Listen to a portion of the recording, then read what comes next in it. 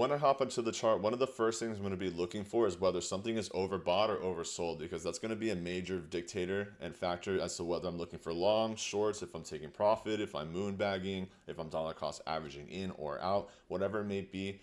That relative overbought or oversold for that specific project is going to be one of the major things that I focus on. If you don't know who I am, my name is EQ. I've helped over 2,000 people learn how to trade since 2021. I'm the founder of the Epic Trading Floor, which if you want to come join us, it is free to sign up. We're the world's first social media platform built specifically for traders. I'll tag the link in the video as well as the description. And then if you want to check out the All Access Pass, which gives you access to my trades, the bearish and bullish 24/7 signals and everything else, you can get access to that for 72 hours for free and 50% off the first month. So I'll tag that in the description in the comments as well. Or you can just click All Access Pass on the website. Now, when you're talking about oversold versus overbought, oversold means that price is going to be closer to the bottoms. Overbought means price is going to be at highs or closer to highs. So if you're looking at Doge, this one is going to be relatively oversold. Most of the market right now is still showing signs of oversold, and we're looking at this from a daily perspective. You can see ApeCoin is oversold right now too. And the main reason why you want to be looking for oversold is because these can potentially be really good opportunities for longs, dollar cost average, and things like that for an accumulation phase. Because if you want to trade these to range highs, you can have really good potential swings and you have price targets. So even if this want to break to this range high, that's a 250% move. If this want to continue to the top side and let's say hit this range high, that's about a 945% move. And this is nowhere near all-time highs yet. So then if this wanted to go to all-time highs, you're looking at a pretty absurd move because we're still at 4,000%. So basically a 5,000%, let's say a 4,500% move if ApeCoin decided it wanted to test that all-time high. And there's tons of these across the market. I like oversold projects that are close to bear market prices, like AVAX, for example. You can see back to 2022 and 2023, and we're still testing basically the range highs from the bear market. So there's still plenty of upside opportunity for even a project like AVAX. And we're at $29 right now. The all-time high is about $147. So even something like this has a lot of upside potential. The reason why we like these is because from risk to reward, there's a lot more upside potential than downside potential. Something else that would be the opposite of this would be like Binance.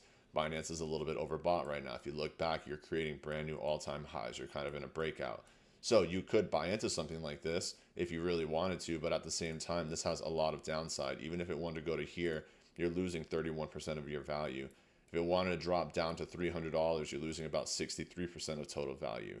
And if you're going to the top side, there are no really targets. Yes, you're going to price discovery mode because you're creating new all-time highs, but at the same time, you don't really know where this is going and it's just overexhausted. So a lot of new traders end up getting caught in this moment and buying here and then wonder why in a couple months they're down, 20, 30, 40, 50% in their portfolio or that trade. It's because they went for something that's overbought, creating new highs. In this situation, what I'm looking for is either moon bags, taking profits, taking shorts, whatever may be, adding trailing stop losses, mitigating some sort of risk because you're pushing into that overexhausted area. So because you're pushing towards the highs, there's so many buyers that it's becoming exhausted to the top side. And all this price action acts like a wave. So what goes up must come down, what comes down goes up, and so on and so forth. Going to one more example, something that's oversold, Brett. Something like this you can see has plenty of upside room. Even if you wanted to test this range high at 23 cents from current price, it's about a 355% move, which is fantastic.